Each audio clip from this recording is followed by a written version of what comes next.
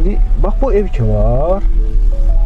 Bu hasarı görsə, bu hasar var. Bu hasar o birisi qarşı evə də qədər əvvəl köhnə hasar idi. Çox belə aşağıda, lap aşağı divarına baxsan görürsən, bax o daşlar. Bax elə daşaydı, daşlar idi da. Hündür də deyildi. Hə, orada biz mən uşaq olanda oradan pul yığırdım həmişə. Qəpik doluydu da onun arasında. Marojna dondurma almaq istəyirdim, nə bilim, limonad almaq istəyirdim. Evdən çıxırdım, gəlirdim buradan divarın arasında qəpikləri yığırdım. Kimsə qoyurdu o qəpiyi. Hə, o çünki burada cin deyirlər ki, burada cin məscidi olub. Məscidin adı çox güman ki, cin məscidi olub. Hə, qaydan buradan da var.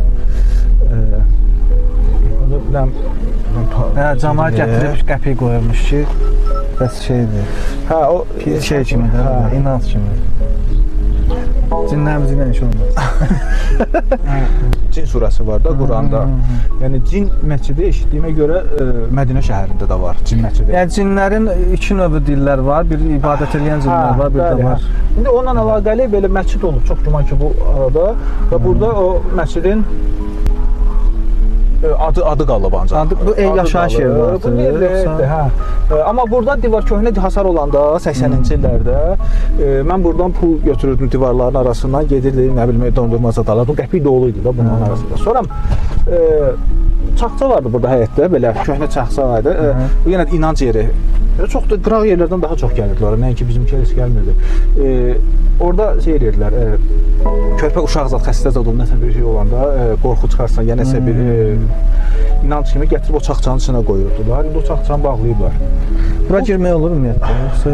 Həyətdə kimi səhv edə bilmirəm. Orada heç bir şey yoxdur aslında.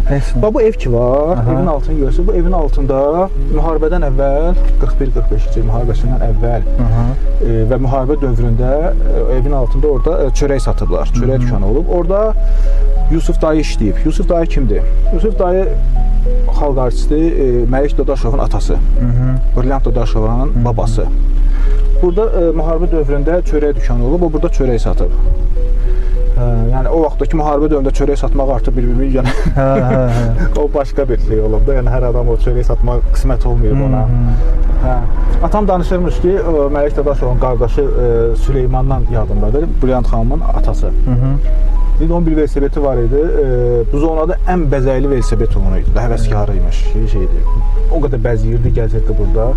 Belə, yəni bu xatirələrdən bizim küçəmizdən budur. Sonra bu evin altında at tövləsi. At tövləsi filmi çəkəndə mən eşitdiyimə görə, bilmirəm, belə eşitmişəm, yəni ki, indi yalancı satmayayım. Koroğlu filmi çəkiləndə, orada filmdə vardı, atlarla gəlir, dəniz qırağından gəlirlər, belə qayaların altı ilə. Orada saxlayıblar həmin o film çəkilən vaxtı.